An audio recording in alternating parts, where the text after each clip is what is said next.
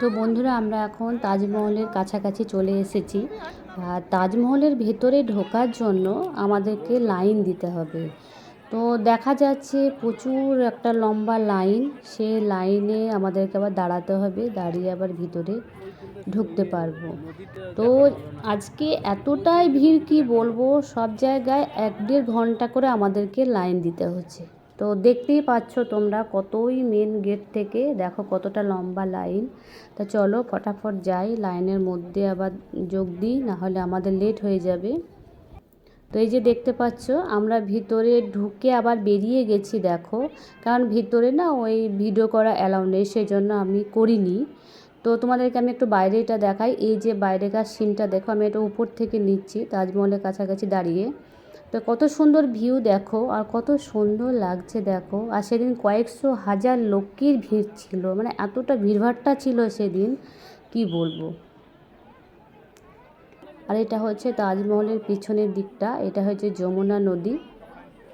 তো জলটা তো তোমরাই জানো, একদম কালো হয়ে আছে জলটা। আর কত সুন্দর লাগছে দেখো ভিউটা দেখতে।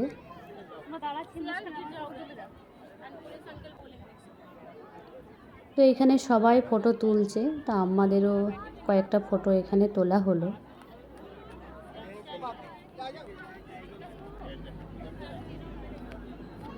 তো এই যে দেখতেই পাচ্ছ তাজমহলের পিছনের দিকটা, খুবই সুন্দর লাগছে দেখতে। এখানে এসে সত্যিই মনটা যেন একদম ভরে গেল। কিন্তু ওই যে লাইনে ঢোকার সময় 1.5 ঘন্টা লাইন, এবার বাইরে বেরোবো সেখানেও আমাদেরকে লাইন দিতে হবে আবার। তো চলো বন্ধুরা, আজকে আর বেশি লেট করব না, আমরা তাড়াতাড়ি বেরিয়ে পড়ি। এখন 4:30 মতো বাজে, আমরা এখনও পর্যন্ত কিছু খাইনি। সেই সকালে একটা হোটেলে খাওয়া দাওয়া করেছি, এখনও কিচ্ছু খাইনি।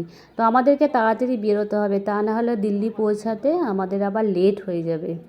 তো আমরা যত তাড়াতাড়ি বেরোবো আর কি, তত তাড়াতাড়ি দিল্লি পৌঁছাতে পারবো। তা আমাদের দিল্লি পৌঁছাতে প্রায় 9:30 মতো বেজে যাবে। একটু খাবো, বাইরে গিয়ে খাওয়া দাওয়া করতে হবে।